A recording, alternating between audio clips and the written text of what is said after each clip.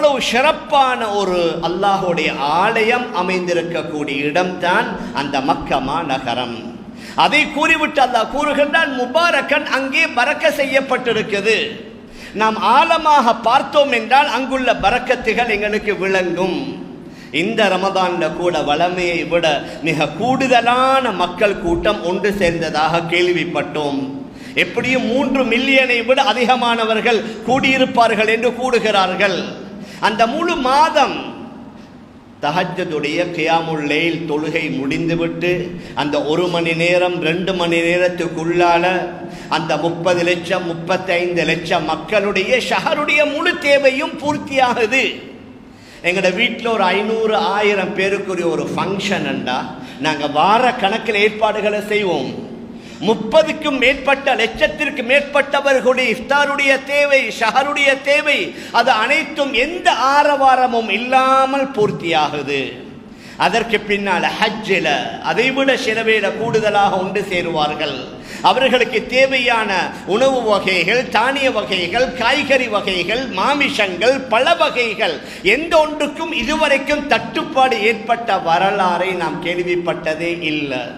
அதைத்தான் அல்லாஹ் கூறுகின்றான், முபாரக்கன், அது பரக்க செய்யப்பட்டிருக்கிறது. அந்த பரக்கத் அபிவிருத்தி எங்கிருந்து எப்படி வருகிறது என்று நாம் யோசித்தோம் என்றால் நம்முடைய சிந்தனைக்கு படாது. இது அல்லாஹுடைய குதரத்தால நடக்குது. வஹுதன் லில் ஆலமீன், முழு உலக மக்களுக்கும் நேர்வழி காட்டுகின்றான் அந்த பைத்துல்லாஹ்வின் மூலமாக. எத்தனையோ பாவிகள், அநியாயக்காரர்கள், பாவம் செய்தவர்கள், குற்றம் இழைத்தவர்கள், ஷிர்கில் குஃப்ரில் இருந்து இஸ்லாத்தை ஏற்றுக்கொண்டவர்கள் அங்கே வந்து அதை பார்த்து திருந்திய பல நூற்றுக்கணக்கானவர்கள் இருக்கிறார்கள். முழு உலக மக்களுக்கும் அது நேர்வழி காட்டிக்கொண்டே இருக்குகின்றது. அதையும் அல்லாஹ் கூறுகின்றான், ஃபீஹி ஆயாத்தும் பையினா, தெளிவான அத்தாட்சிகள். அங்கே சில நேரங்களில் முந்தி ஆரம்பத்தில் எல்லா ஹரத்துடைய வாசல்களையும் திறந்து வைத்திருந்தார்கள். இப்பொழுது குறிப்பிட்ட 1-2 வாசல்களை மட்டும் திறந்து வைத்திருக்கிறார்கள். ரூஃப் டாப்பில் போய் யாராவது அந்த வாசல்களை பார்த்தா அத்துணை வாசல்களாலும் மக்கள் வெள்ளம் வந்து கொண்டே இருக்கும். அந்த மத்தாஃபுக்கு தவாப் செய்கிற இடத்திற்கு யாருமே வந்தவர்கள் இடவசதி இல்லை, நெருக்கடிண்டு திரும்பி போன வரலாறு இல்லை. வரவர்கள் அத்துணை பேர்களையும் அது உள்வாங்கிக் கொண்டே இருக்குது. எத்துணை 1000 எத்துணை லட்சம் பேர் வந்தாலும் அவர்களுடைய தவாஃபை முடித்து கொண்டு தான் செல்கிறார்கள்.